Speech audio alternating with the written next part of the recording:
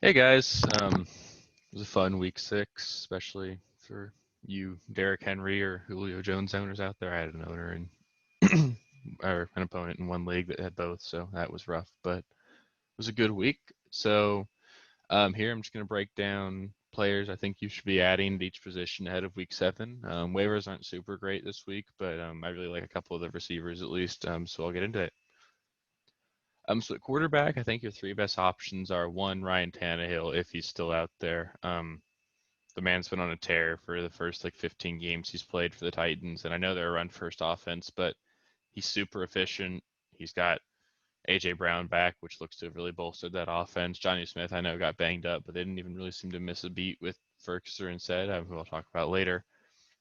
But yeah, Tannehill's been playing great. I think he's a top 10 quarterback the rest of the season, and he's on waivers, so go get him. Ryan Fitzpatrick, I kind of feel the same way about, just as long as he's the starter. I know we saw Tua this week, but that was more of just 2 minutes left in the game. It's over. Let's just get him some run just so we can see what the NFL looks like.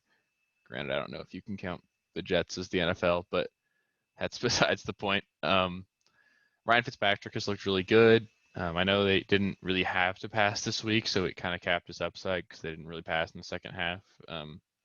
But in general, they're going to be in a lot of positive game scripts. They'll be passing the ball around, and he's got good passing weapons out there. I know they're on bye this week, but he's totally a guy you could stash.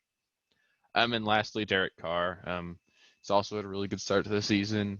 Henry Ruggs looks to have been coming into his own, and I know the Raiders are kind of a forgotten team because they were on a bye this week, but they're playing some good football right now, and really like Derek Carr going forward.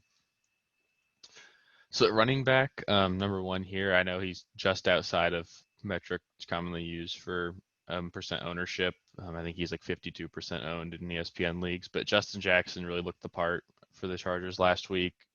He gets the receiving work that Josh Kelly doesn't, so Jackson has a lot of upside in PPR. I think he's going to get 15 to 20 touches a game, and he's going to do a lot with them. I think he's probably an RB2 as long as Eckler's out, which I don't know how long that's going to be. I'm not a doctor, but it looks like that's going to be a while. I'm at a minimum 3 or 4 more weeks, probably more than that.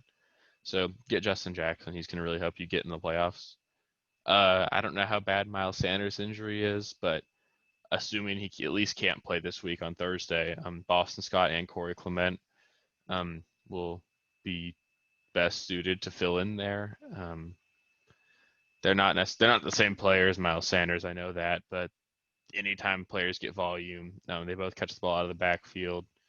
With Ertz gone too, probably this week, and Goddard, pretty much every warm body that the Eagles had is out on offense, so they're going to try and spread touches around. I know Fulgham's looked really great, we'll talk about later, but I'd expect each of these guys to get 10 to 15 touches, and they can probably give solid flex play this week. Giovanni Bernard, he's here for the same kind of reason. Joe Mixon left this game last week with a foot injury. I don't know how bad it is. He did come back in, but Bernard slated in well in the playing time he's had. He's a really great pass catcher, so he's got a lot of upside in PPR, and I think he could really help you out this week if Mixon misses any time. And J.D. McKissick, I know it's gross because he's on the Washington football team, and I know Antonio Gibson's the sexier pick, but McKissick seems to get more of the passing down work, and he's getting some work in the running game too. I want to say he had like 80 total yards and 5 catches this last week, which is totally flexible. And I know with bye weeks coming up and all that, a lot of teams are going to be in a bind. So J.D. McKissick is a guy that you can play, and he's not going to goose egg you like a lot of other running backs could. So at receiver here, a guy I'm super excited about is Travis Fulgham. You should have got him last week after his first game because I do think he's legit. Even with Alshon Jeffrey and DeSean Jackson eventually coming back, he's earned that role in the offense. I've said he's going to be the starting next receiver the rest of the season.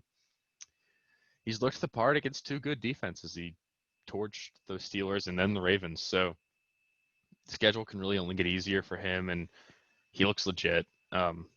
Pick him up. I think he's a wide receiver 2 or 3 the rest of the season. I put Laviska Shenault in here again. I know he had a rough week, but so did every Jaguar. Even James Robinson had a rough week. I know he salvaged it with a touchdown at the end, but it was a bad week for Jacksonville, and I think that's one that you can just kind of throw away. I know they're going to have a lot of bad weeks, but normally if they're bad, that at least means they're pass heavy, which raises the upside of all these receivers. So Chenault's got better days ahead. He's super talented. I'd go get him before other people catch on. Tim Patrick had another good game against a good Patriots defense. I'm not necessarily thrilled to own any part of the Broncos offense, but Tim Patrick does seem to be the number one receiver there. And the number one receiver on an offense is something that you can play most often. It's really hard to have an offense without a single fantasy viable receiver. So I think Tim Patrick could be a flex worthy asset the rest of the season. Preston Williams, he's starting to kind of come into his own. He's got touchdowns in back-to-back games, and Devontae Parker left this game last week with a groin injury. It may have just been precautionary because they were beaten up on the Jets, but if Parker misses any time, Preston Williams is their number one. Like I've said previously, they're going to be a pass-heavy offense, so there's a lot of upside there in pass catchers.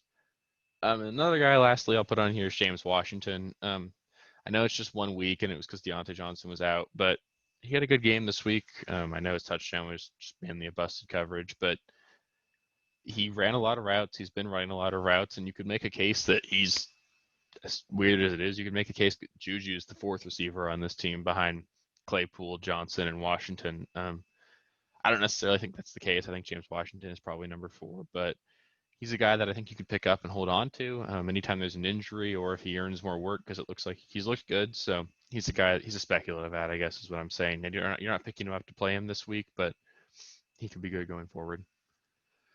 And a tight end here, I had him on here last week. I'll put him on here again. Trey Burton. He had 2 touchdowns this last week. He's clearly the pass catching threat out of the tight end group in Indianapolis. We know Philip Rivers historically loves to use his tight ends. See Antonio Gates. Burton's talented enough that he can do well with the volume he's been getting. They even ran him in for a touchdown, which is weird, but he's versatile. They want to get the ball in his hands. He's pretty quick for a tight end. I like him. I don't really like much of the Colts offense. I think the only guys I'm happy starting really there are Jonathan Taylor, but I think if you need a tight end, Trey Burton's going to be totally usable the rest of the season. The second guy here is Anthony Firkser. Johnny Smith left the game with an injury. I don't know how bad it was yet, but Firkser really just, they didn't miss a beat. He went in there and he had over 100 yards receiving. He had a touchdown and he looked good. He's a relatively talented tight end. I know he's not normally their number 1, but he's suitable, and that offense clearly likes to get the ball to the tight end. So I think he's a guy you could stream this week if Jonnu Smith misses any time. And lastly, Darren Fells had another good game. Watson looks to be using his tight ends more this season, and Akins missed this week. And I don't think I'm confident playing Fells if Akins is back, but keep an eye on him because I think one of those tight ends will eventually form a better rapport with Watson, and that will make them very usable. Their offense looks to be turning it around. I know they lost this week, but it wasn't the offense's fault. Deshaun Watson's a great quarterback. That offense is going to put up points, and them having a bad defense makes it even more likely that they need to score. So Darren Fells is a guy that I think you could see score 8 touchdowns this season. Yeah. So that's pretty much it. If there's anybody I didn't mention that you think belongs on this, please feel free to drop them in the comments, ask them what I think. If you're considering dropping or picking anybody up and you have questions about it, again, ask me in the comments. I do my best to respond to all of them. We'll be dropping a buy low, sell high video tomorrow, and then we'll do a start sit column on Saturday. So if you want to see those videos, you want to see more content like this, please be sure to like and subscribe. And if you want to follow my Twitter, I'll link it in the description as well right here. Thanks for watching.